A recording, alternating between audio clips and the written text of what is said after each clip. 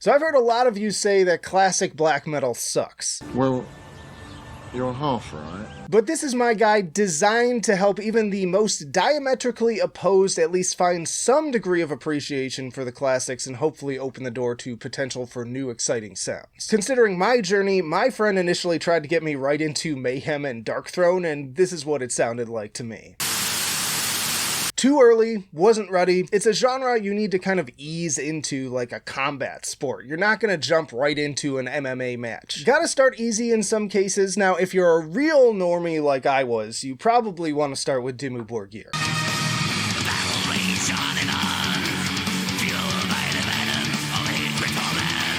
It's more melodic with mainstream appeal, the songs have more conventional structures, and frankly, I think it's pretty goddamn epic. The elitists will already scoff at this for sure, but I think it's good to start around Death Cult Armageddon for that full orchestral sound and what I consider to be basically the peak of their compositional abilities. Plus you get some bonus incredible clean singing from ICS Vortex.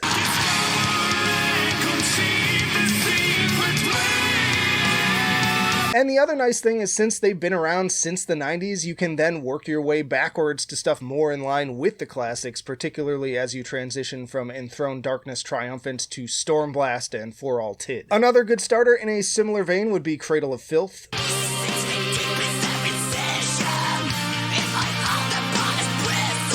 Now again, the purists out there all just groaned in unison as they wouldn't even consider these guys to be black metal, and for the record, neither does the band. I really don't give a fuck. I've long given up caring. Even so, you still get most of those tropes and hallmarks from the focus on tremolo guitars right down to the corpse paint. I'd recommend starting here with either Midian, Cruelty, and the Beast, or frankly any of their new albums, which I think are also stellar. I also think this is helpful to get desensitized to some of the more obnoxious elements of the genre, as Danny Filth's high screeches are definitely an acquired taste. And they are also a good slow transition, as once you get to 1996's Dusk and Her Embrace, you are working into yet more traditional territory. Now from here, it's time to start getting a little bit more serious, and since by now you've hopefully at least embraced the more symphonic side of things, I would recommend checking out one of the more accessible big boys in Emperor.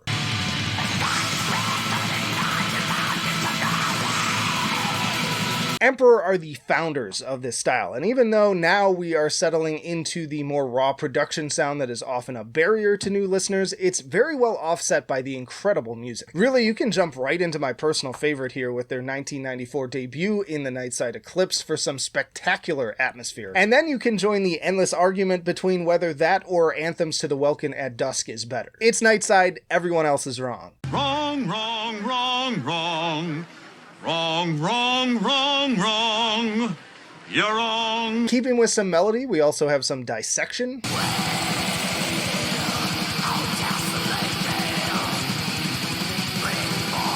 This is basically the sound that 90% of melodic black metal bands still copy to this day, so it's an important one and also a pretty easy one to enjoy, especially if you already dig melodic death metal, since the riffing is very similar, and these guys are Swedish. Storm of the Light's Bane would be my personal recommendation here. I also highly recommend Enslaved, even to people who don't like any other black metal.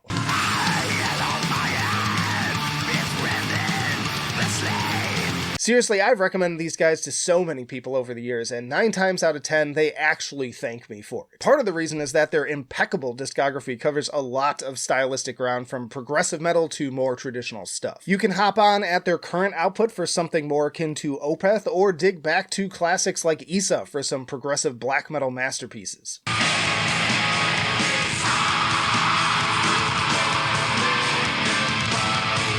And then once more, the further you go back, the more it gets stripped away, but never at the expense of overall quality, making albums like Bloodhem and Frost among my favorites as well.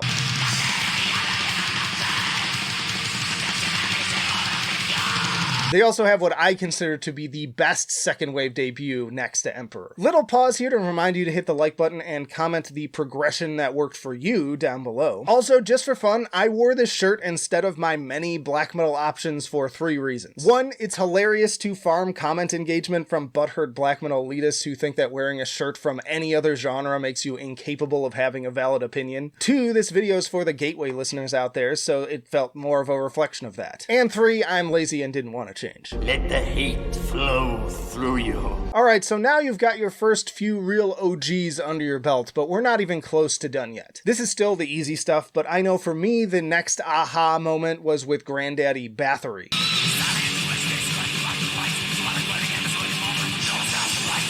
Quorthon's music is from a time where the black metal label didn't even really exist yet, but ask any of the foundational second wave artists who inspired them the most, especially Darkthrone's Fenriz, and they'll tell you it was the almighty Bathory. I can't tell you exactly what inspired me to take the leap, probably someone on Metal Storm, but one day I threw on Bloodfire Death and somehow it just made sense. You could also go with the even more foundational Under the Sign of the Black Mark, but that actually took me a bit longer to get into. Likewise, if you already dig thrash, the self-titled is a pretty easy start, or if you like Viking metal, there's also Hammerheart.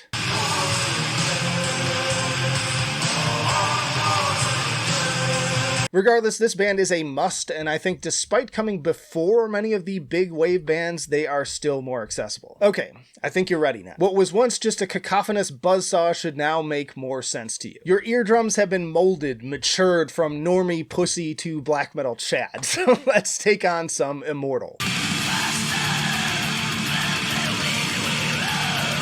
Again, this shouldn't be so hard for the thrash metal fans out there, as this band loves them some thrash metal riffing, but now with some icy cold vibes and the croaky vocals from the Badger himself. At the Heart of Winter is probably a good start and also happens to be a fan favorite. It's also one of the better produced albums, but at this point you should be more capable of also tackling something like Pure Holocaust, which was another big milestone and now longtime favorite of mine. Gorgoroth is also a good option at this point.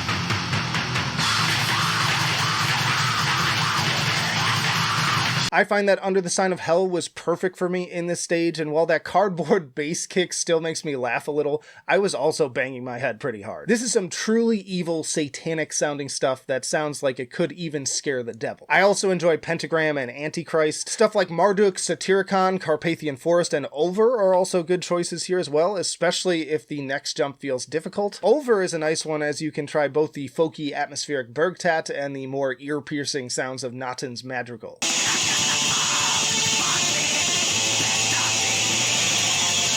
It's so loud! From there, it should only be getting easier, so let's move on to hard mode with Darkthrone.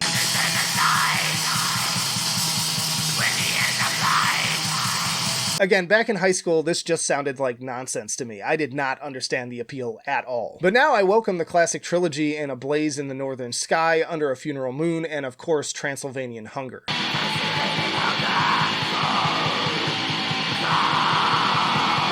If you ask me, every metalhead should have these in their collection, or at least give them a listen. It may not click at first, but I promise you, once they do, you'll start pulling back the layers and noticing some pretty haunting, mournful melodies under all the harsh production. Listening with Fenriz's commentary track can be informative and amusing as well. I can have whatever opinion I want with my own fucking music. Also recommend watching his extended Black Metal 101 video for a great simple overview from someone who was there for it all. And now it's time to finish things off with the big names in Mayhem and Burzum.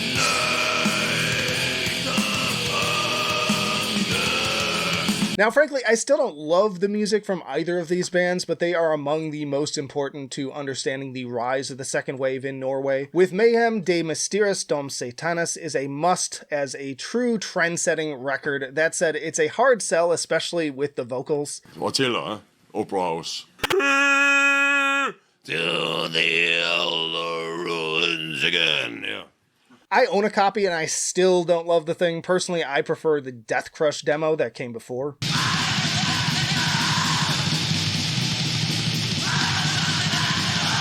And then Burzum is even an arguably harder sell, as it feels designed to put you off with its dense wall of seemingly aimless noise.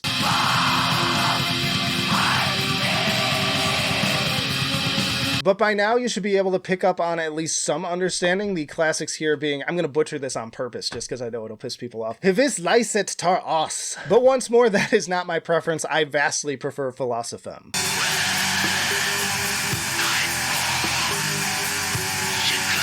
And there you have it. If you can get at least something from any of these, you should be able to explore pretty much any facet of the genre, old or new. Again, you don't have to like it all, and don't let any of those lame-ass black metal boomers out there tell you otherwise. I don't remember asking you a goddamn thing. The main point is giving you the ability to explore this stuff with a more open mind. Just like any genre, there is plenty of trash and mid to wade through, and opinions are subjective, but I guarantee you'll start finding some gems out there. Highly recommend digging into the likes of Blue Das Nord and Deathspell Omega as well. Y'all check out this playlist for more black metal videos, or this for your personal YouTube recommendation, but that'll do it for now.